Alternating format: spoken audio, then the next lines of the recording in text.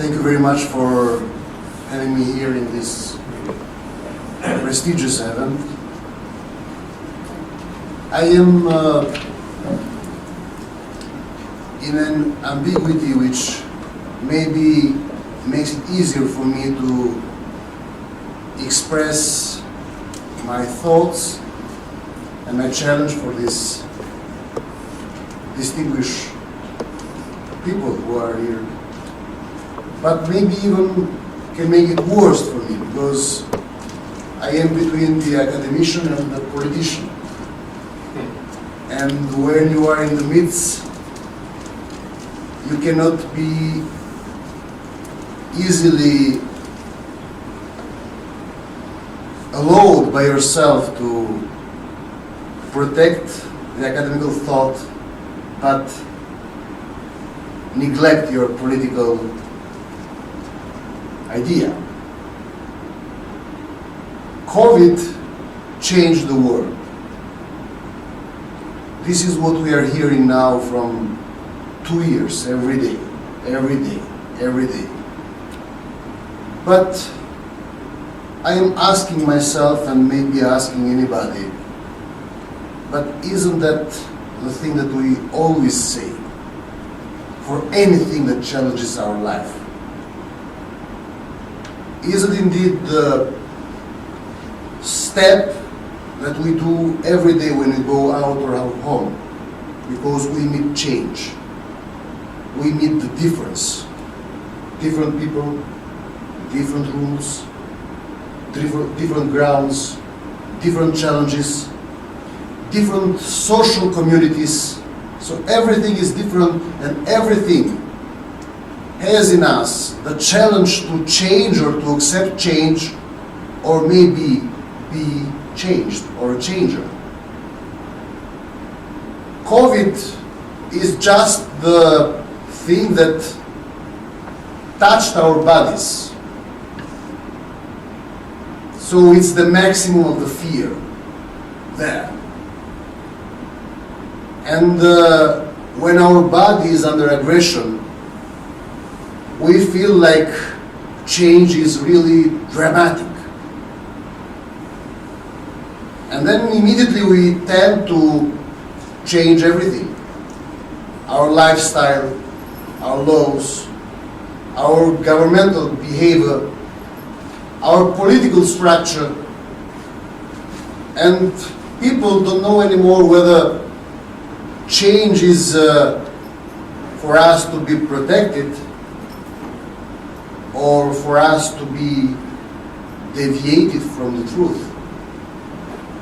Which is, we live in a world that we are never secure. We have never been promised security. The only security that we tend to promise one another is the one that is because of our common goal to create states, governments, international organizations, just and democratic laws. This is the only promise. But on the regards of our body, of our life, nobody guaranteed us any security. We live in a universe which is endless. And every day we can approach endless dangers that we don't even know. Science has its limits. We are limited. The universe is the only thing which is unlimited. So my question is the world really changing? Or there is always something that attempts us to change our democratic rule? This is my question. Is always fear, isn't, or hasn't it been always fear, the mechanism that has made the world, governments, states, to surrender and to give up from democracy and build autocracies? Hasn't been happening that the same after the Second World War, before the Second World War, for other reasons, all the wars we have had and all the dictatorships and the regime we have had in their main structure fear, misusing fear. And people who live in fear, they cannot really understand what we lose when we give up democracy. Because it will be really a huge challenge for anybody, any idealist, to explain people that there is nothing wrong between life and democracy. Indeed, life and democracy can go only together. Life and fear are in antagonism. It seems like fear protects life, but it's democracy, our right to choose, our right to decide who we are, what happens with us.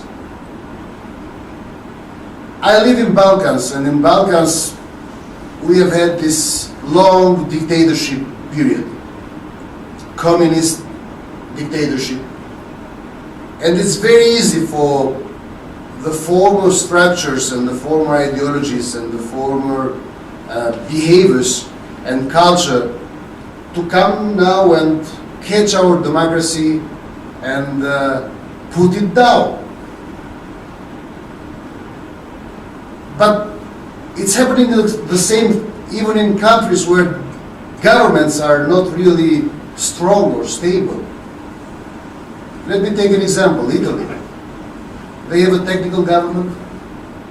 They have a government that it's, let's say, a sui generis government that we tend to create always when we have political crisis. So we do not let democracy to choose, but we decide people to choose. So always the minorities decide that who will be the governing force and strength that will decide for us and will make decisions for us. And they have the most severe rules for the COVID. Look at Greece. You have a weak government and they have the most severe rules. But more democratic countries with strong governments, politically elected governments, they are, let's say, more liberal. Look at UK. UK is more liberal in that direction. I don't know about Spain, I'm sorry, I don't know very well, but I see it's much more easier than Italy and Greece.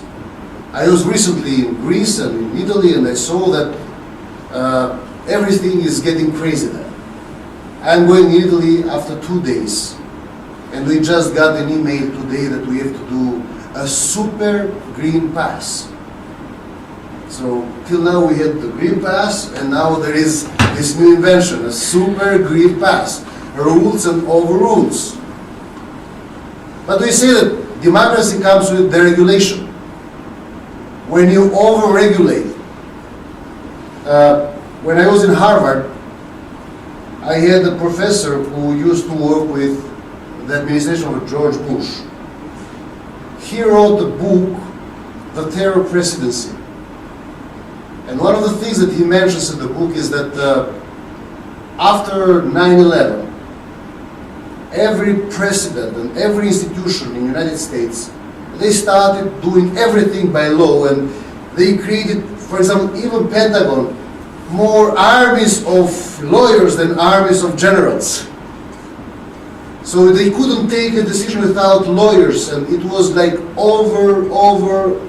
lawyers' game. But this is something that loses the capacity of people to decide beyond the law, respecting the law, but beyond the law. Sometimes law is the only instrument dictatorships use. But even when you make democracy weak or when you want to weaken the democracy, Laws are the instrument. Evil always hides on details.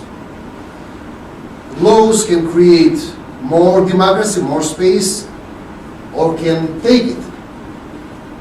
But for sure, everybody accepts that now, even amongst the academicians, that too many laws,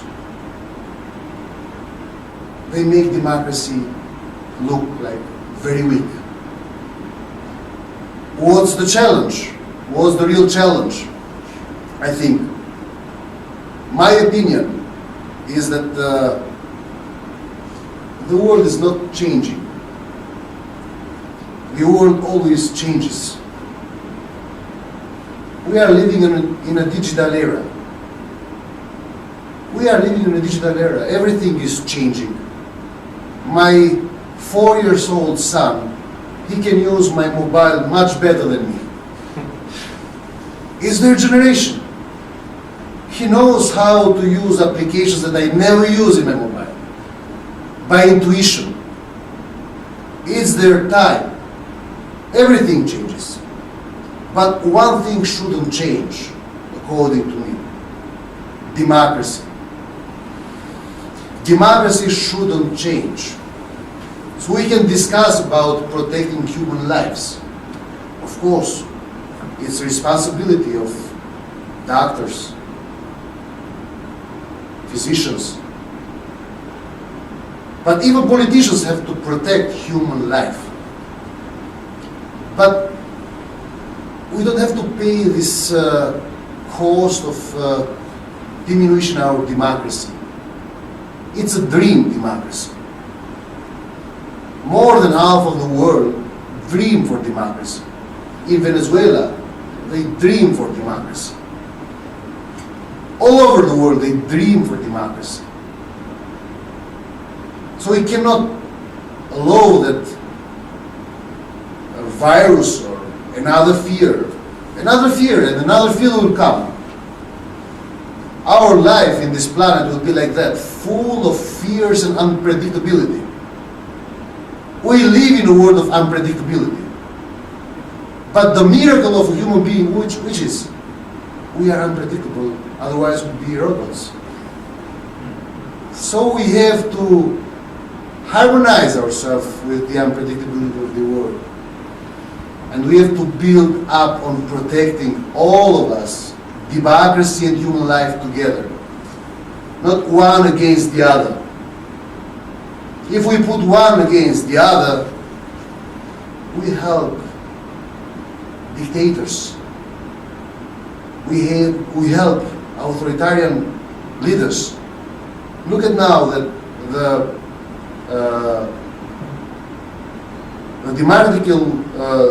democracy all over the world is in danger. Now you have elections being frauded all over the world. You have dictators rising all over the world. You have governments which tend to keep controlling and more control over the societies so they can win next elections. And they are misusing these COVID rules to win the next elections. I can tell you, in my country, we have a government that they win the election, they just won the election, but they win and they will win again if we'll change our democratical lifestyle for security. Because they misuse our data, they misuse our fear, they misuse our, let's say, giving up of democracy, of human dignity. Fear against human dignity is one of the things that they misuse. Yes, the obligatory vaccination is a huge debate. But on the other hand, I believe that this created this rebellion against science. For the first time in the world, we have these conspiracy theories and this rebellion against science. I am pro-science. I would never dare to say science is bad or science is creating that or that. No, science is good and is very valuable for the humanity. We need science. But we create adversity between people and science when we misuse fear. So we have to find a way that people understand that the importance of science protecting their life and not perceive it as a weapon of politicians to kill our democracy and human dignity. How can we do that? I don't know yet. It's a debate that we have to do it, but we have not to change our lifestyle. We have to change our debate. This is what I think. We have to change our debate. So how can we make it easier for people to understand that science is not a weapon of politicians to kill our democracy and human dignity? This would be the best debate. If we let it like that, just people let them understand it or not, they don't understand what is vaccination. If some crazy people would go there and say, oh, they are putting a chip on your blood, they are controlling you with 5G, they'll control you with remote controls and all these things, people would believe that. Education. We know what's going on with the education of the world.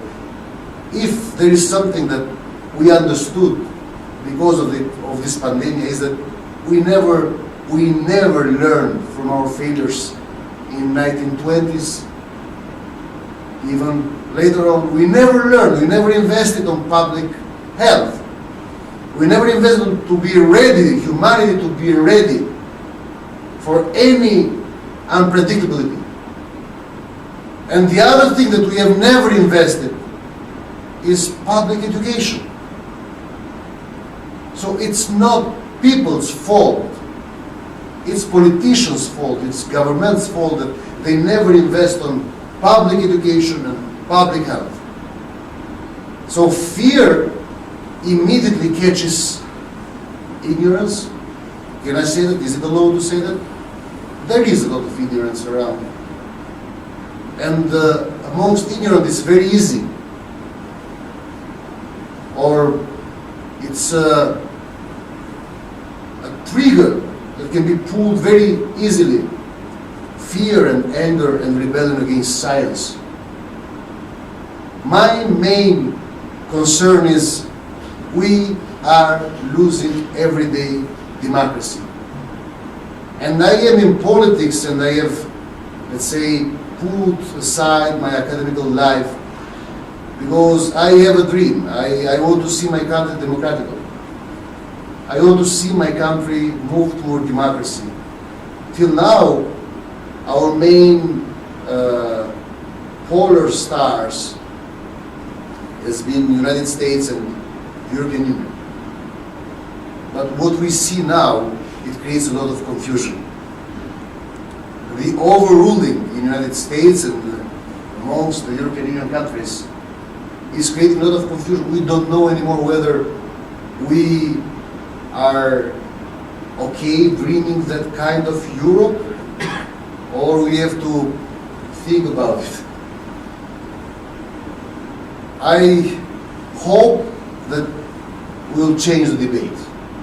This is my challenge. So not change our life, but change our debate. Combine and harmonize science and human dignity and democracy together. Thank you very much.